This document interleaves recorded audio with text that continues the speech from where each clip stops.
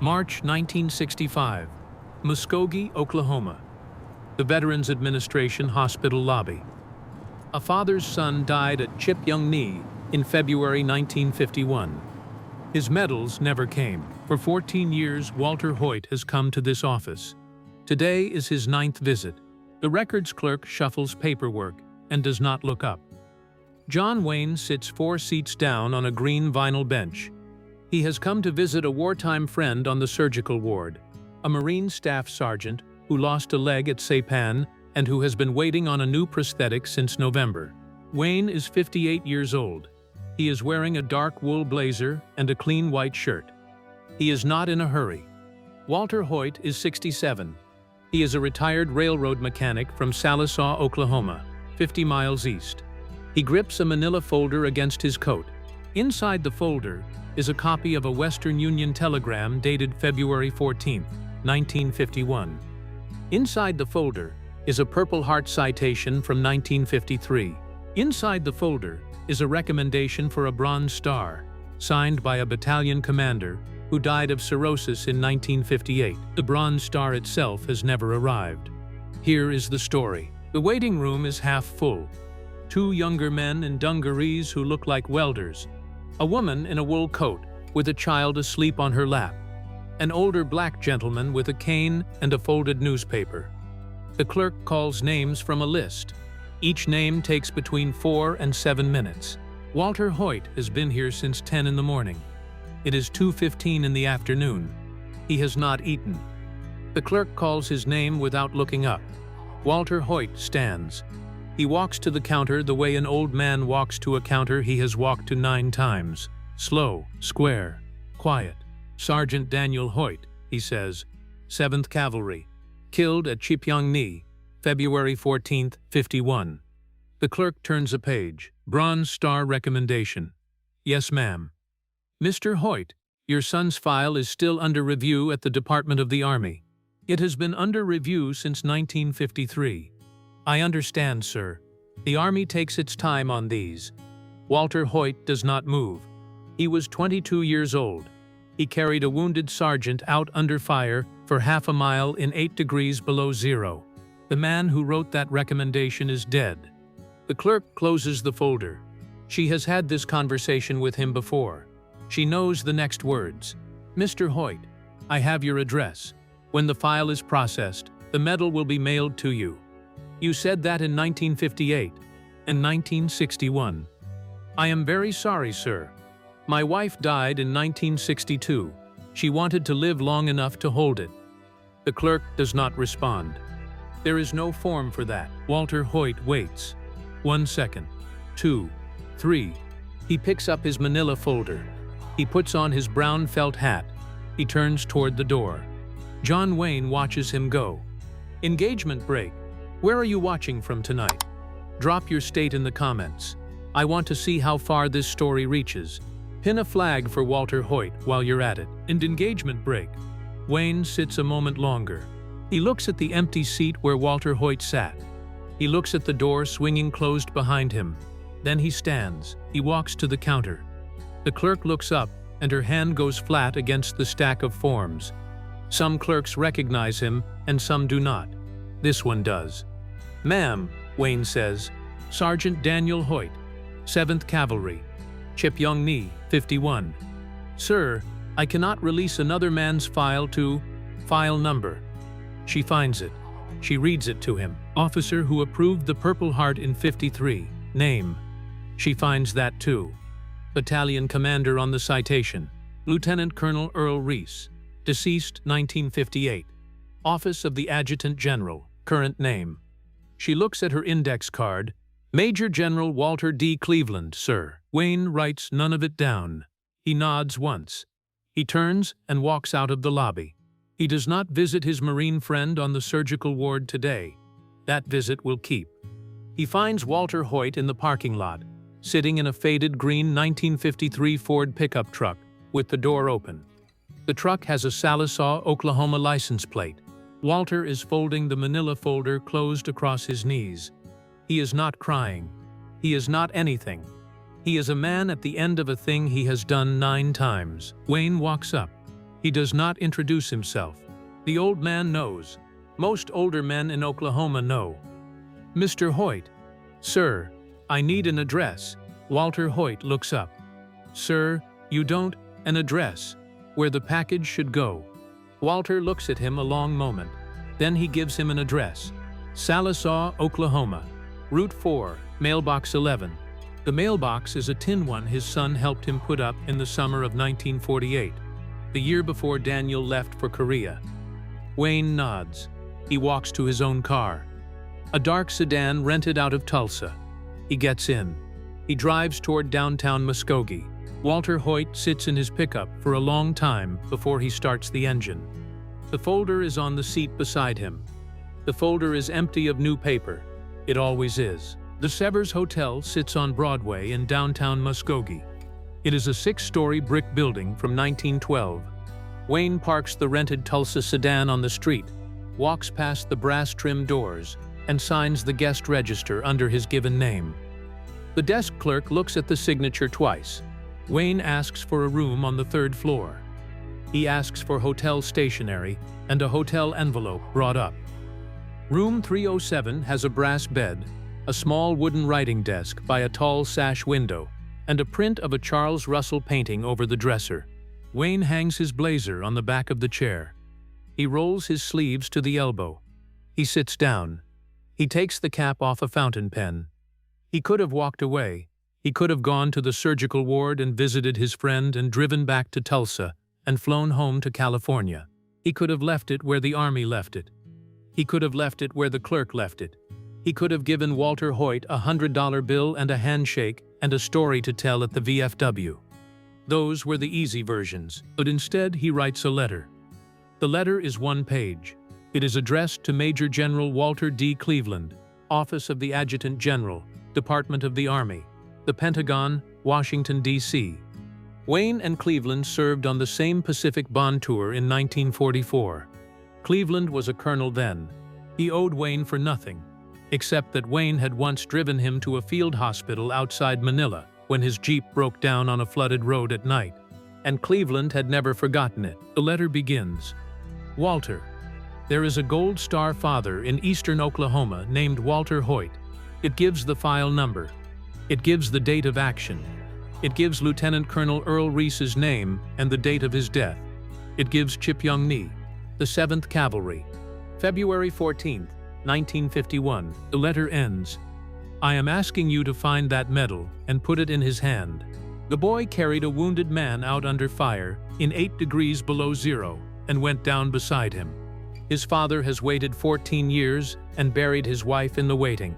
He has earned that piece of metal twice over by waiting for it. Yours, Duke. Wayne reads the letter through 1 time. He does not change a word. He folds it into thirds. He puts it in a hotel envelope. He addresses the envelope by hand, by name. No rank, no title. He licks the flap and seals it. He walks down the stairs to the lobby and gives the envelope to the desk clerk along with a $5 bill. "Airmail," he says. "Same day if you can." The clerk says, "Yes, sir." Wayne goes back upstairs. He picks up his blazer. He drives back to the VA hospital. He visits the Marine Staff Sergeant on the surgical ward for 40 minutes. He does not mention Walter Hoyt to the Marine. He does not mention the letter to anyone for the rest of his life. Mid-engagement. Have you ever been the one waiting on a thing that should have come, and a thing that nobody else seemed to remember was missing? Have you ever waited so long for someone to listen that you forgot you had a voice? End mid-engagement. 6 weeks pass. The dogwoods bloom along Highway 64 outside Sallisaw. The wheat begins to come up green in the fields east of town. Walter Hoyt walks the 83 steps from his porch to the mailbox every weekday morning at 10 o'clock. 83 steps in 1960. 83 steps in 1961. 83 steps in 1962, the year Margaret died. On the 3rd Thursday in April, 1965, he walks 83 steps and opens the mailbox. Inside the mailbox is a Western Union telegram. Inside the mailbox is the electric bill. Inside the mailbox is a small flat package wrapped in brown paper and tied with white twine. There is no return address. The postmark is Washington, D.C. He carries the package back to the porch. He sits in the cane-bottomed chair where he has sat for 31 years. He cuts the twine with his pocket knife. He folds back the brown paper. His hands are very steady. Inside is a velvet jeweler's box, dark blue. Inside the box is a bronze star medal with a V device for valor. Underneath the medal is a citation on heavy ivory paper, signed by the Secretary of the Army, dated April 19, 1965. The citation names Sergeant Daniel Hoyt by serial number. The citation reads the action at Chipyong-ni in full, the half-mile carry, the wounded sergeant, the 8 degrees below zero, the second mortar that ended both their lives. The citation ends with the words, "Awarded for gallantry, 14 years overdue, with the apology of a grateful nation." Tucked behind the citation is a single sheet of folded paper, hotel stationery, from the Severs Hotel in Muskogee. Walter takes it out. He unfolds it halfway. He sees handwriting in dark ink, a man's hand, square and unhurried. He sees the opening word, Walter. He stops there. He folds it back exactly the way it was folded. He tucks it behind the citation. He closes the velvet box. He sits on the porch with the closed box in his lap for a long time. 14 years, 168 months, 9 visits to Muskogee, 47 letters of his own that he had written and signed and stamped and sent and that had never been answered. 1 letter from a stranger fixed it in 6 weeks. Walter Hoyt does not know who wrote the letter. He has a guess. He never asks. Walter Hoyt lives another 18 years. He wears the bronze star on the left breast pocket of his brown wool coat at every Memorial Day parade in Sallisaw, Oklahoma, from 1965 until 1982. He nods at the high school marching band. He shakes hands with the post commander from Muskogee VFW Post 1747. He sets a small American flag in the dirt of his son's empty plot at the Sallisaw Cemetery on the second row south side. There is no body in the plot. Sergeant Daniel Hoyt's body was never recovered from the frozen ridge outside Chipyong-ni.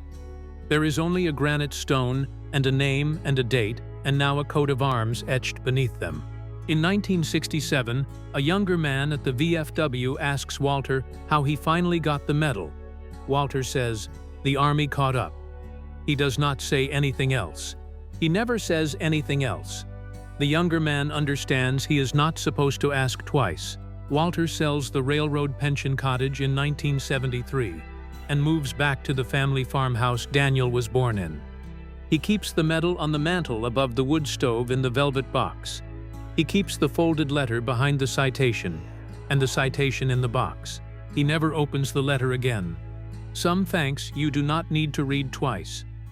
Walter dies in his sleep in February 1983, on the morning of the 32nd anniversary of the action at Chipyong-ni, at the age of 84. He goes the way old men in Oklahoma go, in a cane-bottomed chair on a porch, the velvet box on the small table beside him, a coffee cup half empty. His grandson, Daniel Hoyt Jr., comes back from Tulsa to clear the house in the summer of 1985. Daniel Jr. is 32 years old. He works for a pipeline company out of Bartlesville. He never met his uncle.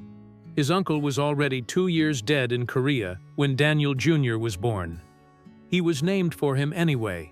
In the bottom of his grandfather's footlocker, under a folded Seventh Cavalry guidon and a stack of old railroad pay stubs, he finds the dark blue velvet box. He opens it on the kitchen floor in the empty house. He sees the bronze star and reads the citation in full for the first time. His hands shake the way his grandfather's used to shake when he was trying not to show that they shook. Tucked behind the citation, he finds the folded sheet of Severs Hotel stationery, dated April 12, 1965. This time, somebody reads it to the bottom. The letter opens. Walter, there is a Gold Star father in eastern Oklahoma named Walter Hoyt. It runs 1 page. It names Daniel by serial number and by the action. It names the dead battalion commander. It names the date. It does not name the man who is writing it. It is signed at the bottom, "Yours, Duke." Beneath the signature, in the same square, unhurried hand, "John Wayne, Encino, California. Daniel Hoyt Jr. sits on the kitchen floor of his grandfather's empty house and reads the letter 3 times. He realizes his grandfather kept it for 20 years without ever showing it to anyone. Not to his wife before she died, not to his neighbors, not to the VFW post commander who asked.